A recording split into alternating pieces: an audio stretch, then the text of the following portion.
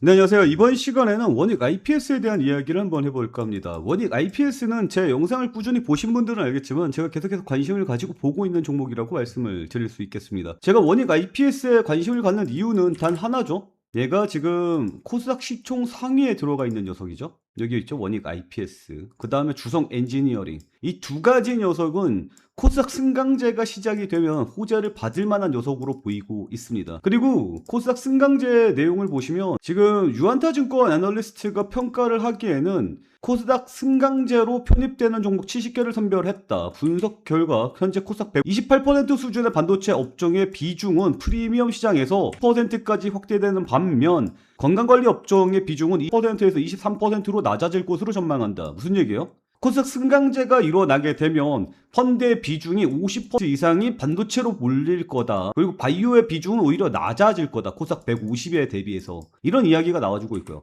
7월 1일부터 7월 3일까지 코스닥 30주년 행사가 있는데 코스닥 지금 박살이 났기 때문에 코스닥 승강제에 대한 이야기가 반드시 나올 겁니다. 그리고 그게 시장에 어떤 영향을 줄지에 대해서 우리는 생각을 해봐야겠죠. 그리고 지금 시장 분위기를 살펴보면 어제 코스피 쪽에서 삼성전자와 하이닉스의 주가가 빠지면서 코스닥 쪽으로 자금이 몰렸고요. 특히 2차 전지 정도, 바이오 종목 쪽으로 자금이 강하게 몰리는 모습이 나타났단 말이에요. 그래서 어제 에코프로가 엄청난 강한 상승세가 나와주지 않았습니까? 근데 미국장에서 다시 반도체 쪽으로 흘렸거든요. 보이죠? 마이크론, 엔비디아, 인텔, AMD 얘네들이 전부 다 상승해주는 모습이 나타나서 다시 반도체야 이러면서 오늘 삼성과 SK하이닉스의 주가가 또 올라가는 모습이 나타났단 말이에요. 보이죠? 그리고 삼성전자도 이렇게 상승해주는 모습 나타났고요. 그리고 지금 거래 실시간 대금 상위를 보면 삼전닉스 그리고 삼성전기 여기 하나 껴있고요.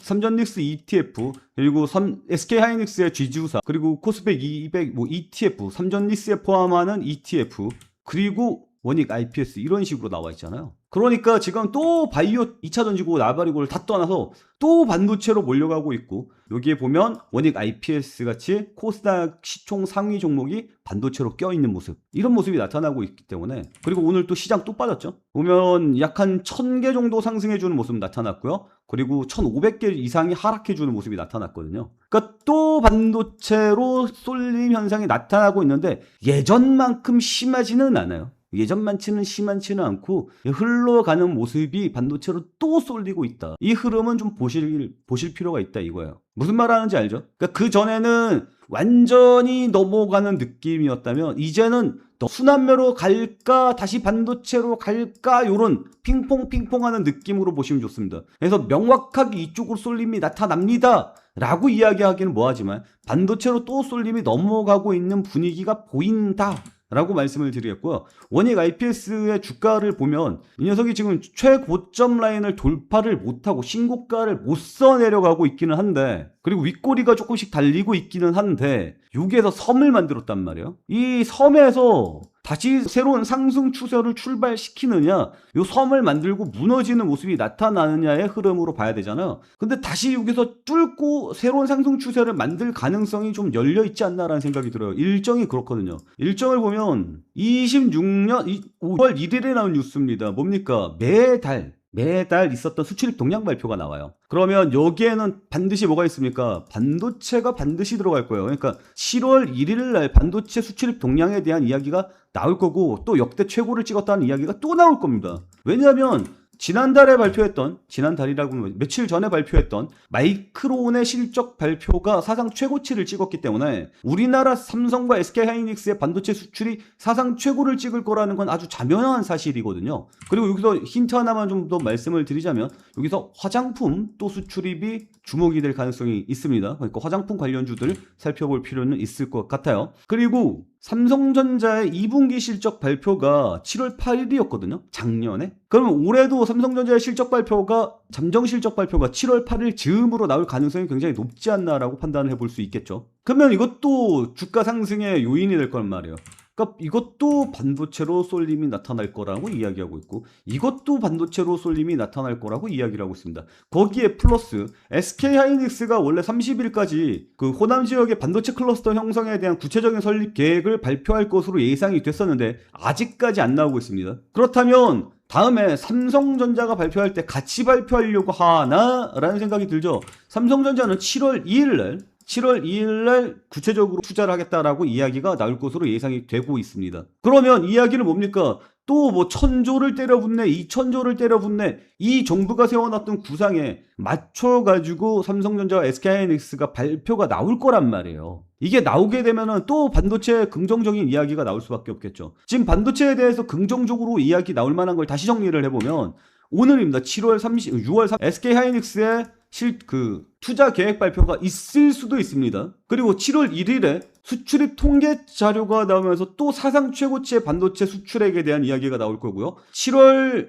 1일부터 7월 3일 요 사이에 반도체 승강제에 대해서 이야기가 나오면서 코스닥 반도체 쪽으로 자금 들어간다는 이야기가 또 나올 거고요. 그리고 7월 2일이죠. 7월 2일쯤에 삼성전자 클러스터를 어떻게 세우겠다 이 구체적인 계획이 나오는데 여기에 SK하이닉스가 또 같이 발표할 가능성이 있어 보이고요. 7월 8일에 잠정 실적 발표가 나올 것으로 예상이 되고 있습니다. SK는 뭐 언제 나오는지 잘 모르겠어요. 그건 나중에 좀 찾아봐야겠죠. 어쨌거나 지금 현재 상황은 이렇게 흘러가고 있거든요. 그러면 반도체가 일정이 일주일 내내 계속해서 반도체 쪽으로 이어지고 있는 상황인데 미국장의 영향을 받긴 받겠지만 국내 이슈도 만만치 않거든요. 그러니까 우리 단군 이래로 가장 많은 자금이 투입되고 투자되는 이 이벤트가 열리는 거 아닙니까? 여기에서 관련주가 또 날아갈 가능성을 또 열어놔야 된다. 이렇게 좀 보이고 있어요. 그래서 어떤 종목을 봐야 되냐면 코스닥 시총 상위 종목을 봐라. 여기 보면 주성 엔지니어링과 원익 IPS 이 두 가지가 지금 메인으로 좀 보이고 있습니다. 이 두 가지를 메인으로 보고 살펴봐야 되고 그리고 상반기에는 반도체 쪽으로 갔다면 하반기에는 뭘로 갈 것 같아요? 저는 하반기에는 로봇으로 갈 것으로 예상을 해보고 있어요. 그래서 레인보우 로보틱스 이거 반등 조금 나왔다가 또 밀렸거든요. 지금이 가장 쌀 때라고 생각이 들어요. 그러니까 반도체 클러스터 만든다 어쩌고저쩌고 한다 여기 투자 들어간다 이게 인기를 끄겠죠. 이쪽으로 자금이 들어가겠죠. 근데 이 AI를 가지고 도대체 어떻게 써 먹을 것인가. 그리고 정부가 발표한 게 3대 축이지 않습니까? 뭐예요? 반도체 축 하나, 그리고 피지컬 AI 축 하나, 그리고 데이터 센터 축 하나. 이 세 가지 축으로 돌아간단 말이에요. 요게 돈이 겁나 많이 들어가요. 그래서 지금은 반도체 쪽으로 사람들이 많이 보고 있는데 이 피지컬 AI 축은 올 하반기에 돌아갈 것으로 예상을 하고 있습니다. 삼성전기가 올 하반기에 삼성에서 만드는 휴머노이드 로봇 부품을 양산한다 그랬거든요. 발표가 나왔어요. 그러니까 올 하반기에는 삼성의 휴머노이드 로봇 관련해서 이슈가 반드시 불어줄 수밖에 없다라는 거 말씀을 드리겠고요. 7월에서 8월 사이에 테슬라의 옵티머스가 양산 들어갑니다. 이미 그런 얘기 있었잖아요. 모델 S 라인과 모델 X 라인 테슬라 요 라인을 멈추고 테슬라의 로봇 옵티머스의 생산을 양산을 시작을 한다 뭐 이런 이야기가 나왔었잖아요. 그게 이제 7월에서 8월 사이에 양산이 나옵니다.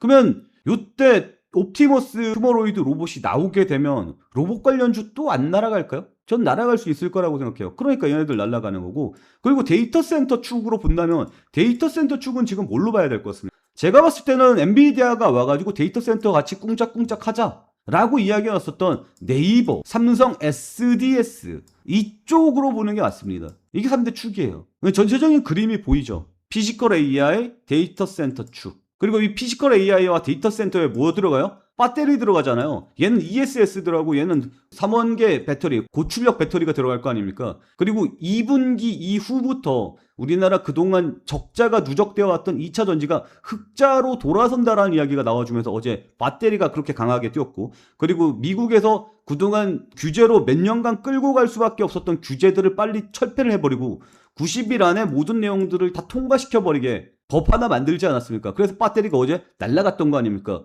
이게 단기 이슈로 끝날 것 같지는 않거든요. 그러면 이렇게 봐야 돼요. 반도체 쥐고 있어야 되고 피지컬 AI 쥐고 있어야 되고 레인보우 로보틱스 같은 거 데이터 센터 네이버나 삼성 SDS 쥐고 있어야 되고 배터리 관련해서 에코프로라든지 삼성 SDI라든지 쥐고 있어야 된다 이 얘기예요. 이게 이렇게 포트폴리오가 구성이 되어 있으면 그래도 안정적으로 포트폴리오가 계속해서 굴러갈 수 있다라고 말씀을 드리는 거예요. 큰 그림을 지금 말씀을 드리는 겁니다. 그리고 이 배터리 쪽에는 원익 IPS라든지 주성 엔지니어링이 들어가면 좋겠죠. 물론 삼성전자와 SK하이닉스를 넣어도 좋습니다. 포트폴리오가 이 정도로는 구성이 되어 있어야 좀 탄탄하게 구성이 되지 않을까라는 생각을 가지고 있는데 여러분들의 생각은 어떻습니까? 저는 그래서 이런 내용들을 그 시장의 흐름들을 계속해서 지켜보면서 여러분들과 함께 이 정보들을 돈으로 바꿔 나가고 있습니다. 그러니까 제 이야기만 듣고 이걸 돈으로 어떻게 바꿔야 되는지 잘 모르겠죠. 다른 유튜브 채널들 보면 차트 보여주면서 이 자리에서 매수해주고 이 자리가 저항되고 어쩌고저쩌고 이야기하면